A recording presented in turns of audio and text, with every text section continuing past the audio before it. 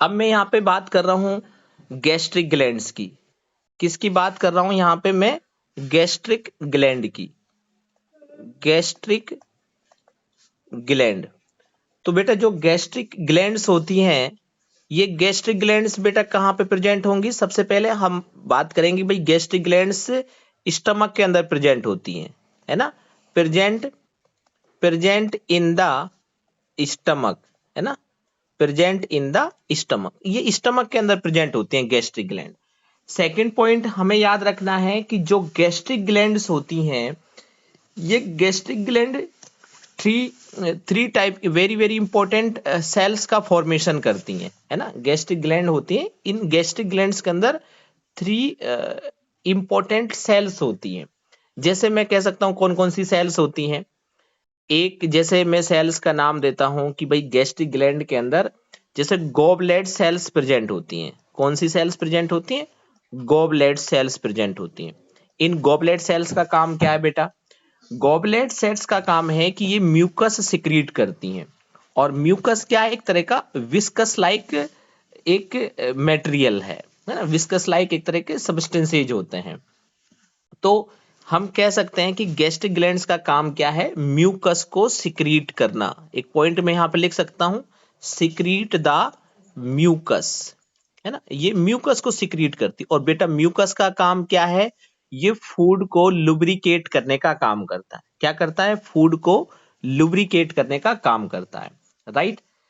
चलिए, अब और बेटा गैस्ट्रिक ग्लैंड्स के अंदर और भी सेल्स होती हैं, जैसे ऑक्जिंटिक सेल्स होती हैं। एक सेल्स है ऑक्जिंटिक सेल्स। ये सेल्स भी कहां प्रेजेंट होंगी? इस ग्लैंड के अंदर प्रेजेंट होंगी। बेटा ऑक्जिंटिक सेल्स का दूसरा नाम है पैराइटल सेल्स। इनको हम पैराइटल सेल्स भी नाम देते हैं। क्या नाम देंगे? Parietal cells. अब हम बात करते हैं कि भाई oxyntic cells, that means parietal cells का काम क्या है? पैराइटल सेल्स का काम है कि ये हाइड्रोक्लोरिक एसिड को सिक्रीट करती है। क्या काम है इनका? मैं यहां पर लिख देता हूं, सिक्रीट द हाइड्रोक्लोरिक एसिड, जिसको मैं नाम दे रहा हूं बेटा HCl, है ना? Hydrochloric acid. ये हाइड्रोक्लोरिक एसिड को क्या करती हैं? सिक्रीट करने का काम करती हैं। तो आप, अगर मैं ये कहता हूं भाई हाइड्रोक्लोरिक एसिड का काम क्या है, तो हाइड्रोक्लोरिक एसिड एक एसिडिक मीडियम प्रोवाइड करता है। और एसिडिक मीडियम क्या करेगा? फूड के अंदर जो माइक्रो ऑर्गेनिज्म होते हैं, उन माइक्रो ऑर्गेनिज्म को किल करने का काम करता है। क्या करेगा? जैसे हाइड्रोक्लोरिक एसिड का काम क्या है बेटा? हाइड्रोक्लोरिक एसिड एक एसिडिक मीडियम प्रोवाइड करता है, ठीक है? और एसिडिक मीडियम से क्या होगा? फूड के अंदर जो माइक्रोब्स होते हैं वो माइक्रोब्स किल हो जाएंगे। तो मैं यहां पे लिख सकता हूं बेटा कि HCl kill micro organism. HCl kill the micro organism, है ना? और वो माइक्रो ऑर्गेनिज्म बेटा कहां पे प्रेजेंट होते हैं? Present in the food. जो फूड के अंदर माइक्रो ऑर्गेनिज्म होते हैं उनको किल करने का काम कौन करता है? HCl करता है, राइट? अब मैं इसके अलावा बेटा और भी सेल्स होती हैं स्टमक के अंदर, जैसे जैसे मैं और सेल्स बताता हूं तो इनके अंदर चीप सेल्स होती है। कौन सी सेल्स होंगी बेटा? Chief cells. चीप सेल्स को का दूसरा नाम है बेटा पेप्टिक सेल्स। इनको हम पेप्टिक सेल्स भी नाम देते हैं। Chief cells also known as peptic cells. और बेटा पेप्टिक सेल्स का काम क्या है? कि पेप्टिक सेल्स एंजाइम्स को सिक्रीट करती हैं, एंजाइम्स का फॉर्मेशन करती हैं, है ना? कौन से एंजाइम्स बनाती हैं? डाइजेस्टिव एंजाइम्स बनाती है। तो मैं कह सकता हूं कि peptic sales secrete the digestive enzymes. क्या बनाती हैं बेटा? ये डाइजेस्टिव एंजाइम्स का फॉर्मेशन करती है। डाइजेस्टिव एंजाइम्स बेटा कौन कौन से डाइजेस्टिव एंजाइम्स होंगे यहां पर? जैसे मैं नाम दे सकता हूं पेप्सिनोजन। नाम दे सकता हूं बेटा, जैसे पेप्सिनोजन एंजाइम्स है, ठीक है? मैं नाम दे सकता हूं बेटा यहां पे प्रोरेनिन। यहां लिख देता हूं प्रोरेनिन, ठीक है? तो एक पेप्सिनोजन है, दूसरा है प्रोरेनिन। तो ये दो एंजाइम्स है जो कि कौन बनाता है? इनको चीप सेल्स बनाती है। तो अब क्वेश्चन ये आता है कि भाई गैस्ट्रिक ग्लैंड है, तो गैस्ट्रिक ग्लैंड के अंदर कौन कौन सी सेल्स प्रेजेंट होती है। तो आपको बताना है कि इसके अंदर गॉबलेट सेल्स प्रेजेंट होती हैं। गॉबलेट सेल्स का काम है म्यूकस को सिक्रीट करना, और म्यूकस क्या करता है, लुब्रिकेट करने का काम करता है। मैं यहाँ पे लिख सकता हूं बेटा, लुब्रिकेट द फूड, ये फूड को लुब्रिकेट करने का काम करता है। चलिए, तो अब हम यहाँ पे ये बात करते हैं कि जो HCl है, मैंने इसका आपको एक फीचर्स भी बता दिया कि भाई HCl का काम है कि ये माइक्रो ऑर्गेनिज्म को किल करता है। इसके अलावा और क्या करता है HCl, मैं इसको इरेज कर देता हूं एक बार, ठीक है। ओके, अब बेटा मैं बात करता हूं HCl का फंक्शंस क्या है और डाइजेस्टिव एंजाइम्स जो स्टमक के अंदर सिक्रीट होते हैं उनका क्या काम है, ठीक है। तो सबसे पहले मैं बात कर लेता हूं बेटा, जैसे मैंने आपको बताया कि डाइजेस्टिव एंजाइम्स होते हैं, क्या होते हैं, डाइजेस्टिव एंजाइम्स होते हैं। और डाइजेस्टिव एंजाइम्स का नाम मैंने क्या बताया बेटा, एक का नाम बताया आपको पेप्सिनोजन, एक है बेटा पेप्सिनोजन और दूसरा है बेटा प्रोरेनिन, है ना, प्रोरेनिन। रेनिन में बेटा डबल एन आता है ना, तो आप ध्यान रख लेना डबल एन, प्रोरेनिन, ये पॉइंट याद रखना। अब बेटा ये जो पेप्सिनोजन और प्रोरेनिन है, जब ये सिक्रीट होते हैं तो ये इनएक्टिव फॉर्म है ना, ये एंजाइम्स की कौन सी फॉर्म है, इनएक्टिव फॉर्म है। और जब एंजाइम्स की इनएक्टिव फॉर्म होती हैं तो उनको हम नाम देते हैं बेटा प्रो एंजाइम्स। क्या नाम देंगे, प्रो एंजाइम्स। तो अब आपसे कोई कहता है कि what is the pro enzymes, pro enzymes एक एंजाइम्स की कैसी फॉर्म होती है, इनएक्टिव फॉर्म, है ना, inactive form of enzymes. Inactive form of enzymes का मतलब क्या है कि ये एंजाइम्स अगर पेप्सिनोजन है, प्रोरेनिन है, अगर जब ये सिक्रीट होते हैं तो ये किसी को ब्रेक नहीं कर सकते। क्यों, क्योंकि ये इनएक्टिव फॉर्म में होते हैं, एक्टिव नहीं होते, इनएक्टिव फॉर्म में होते हैं। तो जैसे ही मान लीजिए इनको गैस्ट्रिक ग्लैंड के अंदर जो क्या होती हैं, गैस्ट्रिक ग्लैंड के अंदर कौन सी सेल्स होती हैं जो इस सेल को सिक्रीट करती हैं, सॉरी एंजाइम्स को सिक्रीट करती हैं, चीप सेल्स। चीप सेल्स का काम क्या है कि इन एंजाइम्स को सिक्रीट करना, लेकिन किस फॉर्म में सिक्रीट करेगी, इनएक्टिव फॉर्म के अंदर। तो अब जब ये एक्टिव फॉर्म के अंदर कन्वर्ट होंगे तब ये ब्रेक कर सकते हैं फूड को, ठीक है, लेकिन इनएक्टिव फॉर्म में फूड को ब्रेक नहीं कर सकते।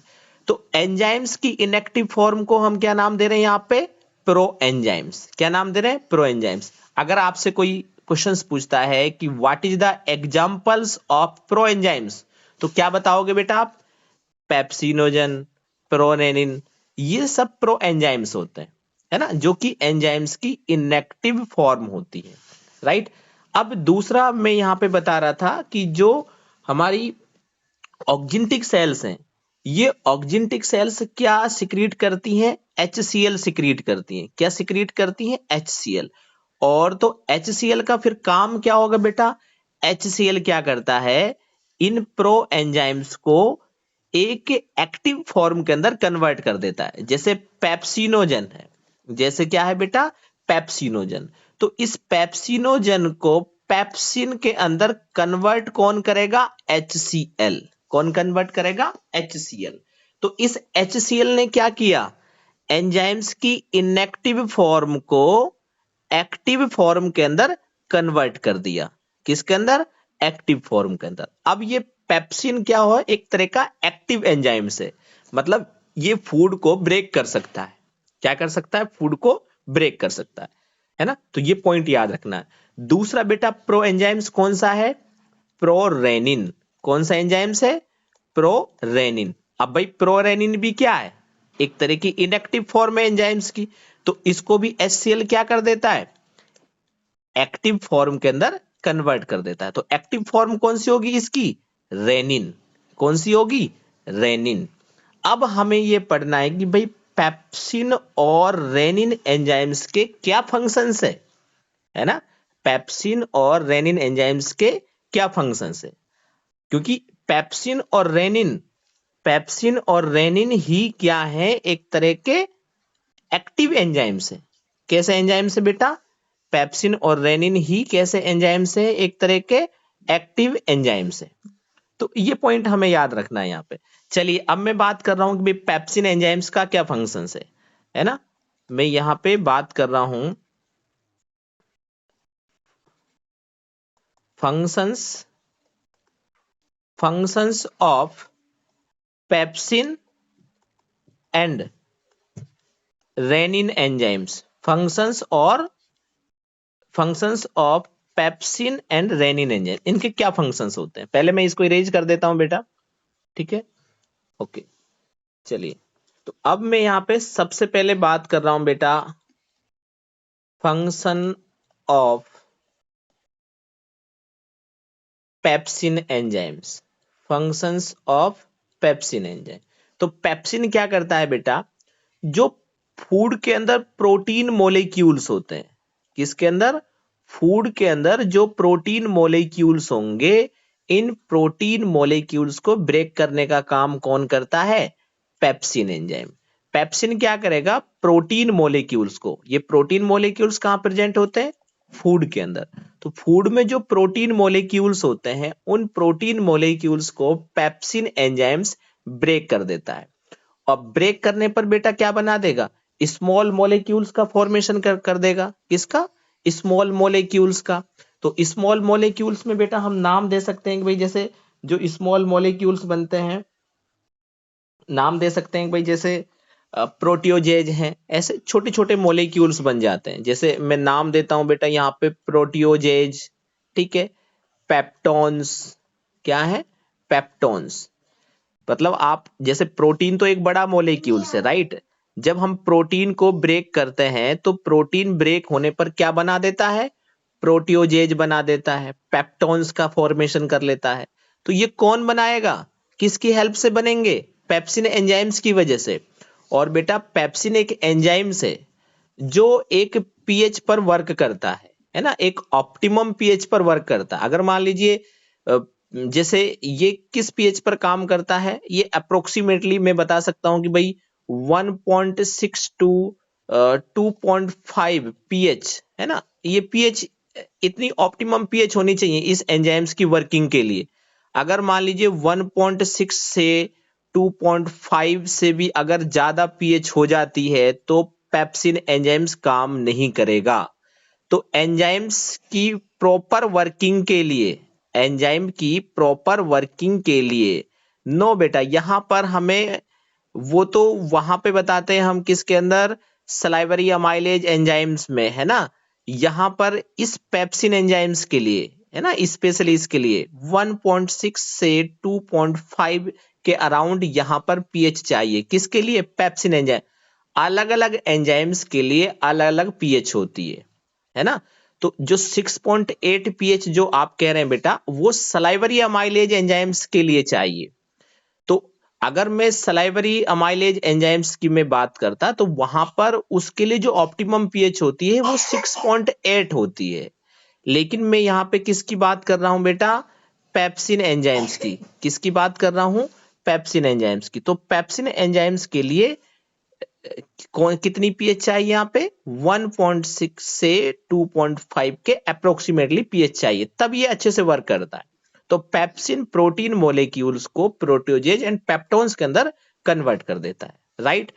दूसरा बेटा मैं यहां पे बात करता हूं कि किसका, रेनिन के फंक्शंस क्या है। तो दूसरा फंक्शन है बेटा फंक्शन ऑफ रेनिन, है ना, फंक्शंस ऑफ रेनिन। रेनिन का काम क्या है, रेनिन बेटा ये जो मिल्क प्रोटीन्स होती हैं, जैसे जो मिल्क होता है, मिल्क में कौन सी प्रोटीन्स होती है, कैसीन प्रोटीन होती है। कौन सी प्रोटीन होगी, कैसीन प्रोटीन। तो ये जो रेनिन है ये कैसीन प्रोटीन को ब्रेक करने का काम करता है। कौन सी प्रोटीन्स को, कैसीन प्रोटीन को। कैसीन प्रोटीन कैसी प्रोटीन से बेटा, एक तरह की, इसको मैं नाम देता हूं मिल्क प्रोटीन। क्या नाम देता हूं बेटा, मिल्क प्रोटीन नाम देता हूं। क्या नाम दूंगा, मिल्क प्रोटीन। तो रेनिन मिल्क प्रोटीन को बेटा कन्वर्ट कर देता है किसके अंदर, कैल्शियम पैराकेसिनेट के अंदर। किसके अंदर, कैल्शियम पैराकेसिनेट के अंदर, पैराकेसिनेट। ये पॉइंट याद रखना है ना। सिंपल सा है बेटा, पेप्सिन तो प्रोटीन को प्रोटियोजेज एंड पेप्टोन्स में कन्वर्ट कर देता है, राइट।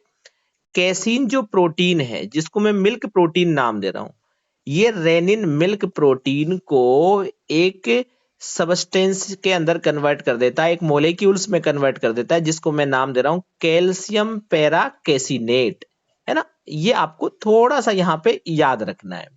तो मैंने आपको यहां पे क्या डिस्कस किया, मैंने स्टमक के बारे में डिस्कस किया, और स्टमक के अंदर जो गैस्ट्रिक ग्लैंड होती हैं, गैस्ट्रिक ग्लैंड्स कौन कौन सी सेल्स बनाती हैं, उन सेल्स का काम क्या है, प्रो एंजाइम्स क्या होते हैं, है ना।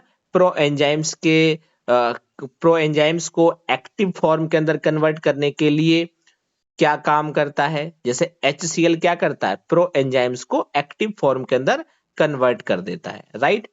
तो इन चीजों को हमें यहां पे याद रखना है। एक तो ये आप नोट कीजिए। Thank you.